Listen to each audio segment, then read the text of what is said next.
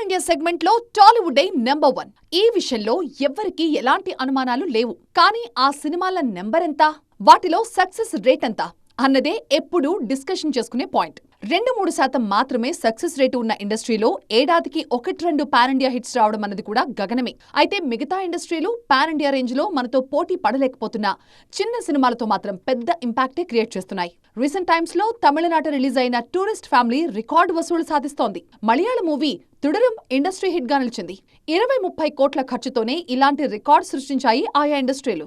అలా అని మన ఇండస్ట్రీలో చిన్న సినిమాలు సక్సెస్ కావడం లేదని కాదు, కానీ వాటి సక్సెస్ రేంజ్ ఎంత అన్నదే ఇక్కడ డిస్కస్ చేయాల్సిన పాయింట్. అందరి ఫోకస్ పాన్ ఇండియా సినిమాల మీదే ఉండడంతో మీడియం, చిన్న సినిమాలకు కావాల్సిన ఆదరణ దక్కడం లేదు. కొన్ని సందర్భాలలో సరైన స్థాయిలో థియేటర్లు కూడా దొరకడం లేదు. అందుకే మన చిన్న సినిమాలుగానే మిగిలిపోతున్నాయి. ప్రస్తుతం ఇండస్ట్రీ ఎదుర్కొంటున్న ఎన్నో సమస్యలకు పరిష్కారం చిన్న సినిమాల విజయమే అంటున్నారు విశ్లేషకులు. ఆ సినిమాలు సక్సెస్ అయితేనే థియేటర్ ఆక్యుపెన్సీ పెరుగుతుంది. అందుకే ఆ దిశగా మన మేకర్స్ దృష్టి పెట్టాలి. పాన్ ఇండియా సినిమాలు చెయ్యాలి, కానీ అదే సమయంలో చిన్న సినిమాలు కూడా స్పేస్ ఇవ్వాలి. అప్పుడే ఇండస్ట్రీలో సక్సెస్ రేట్ పెరుగుతుంది.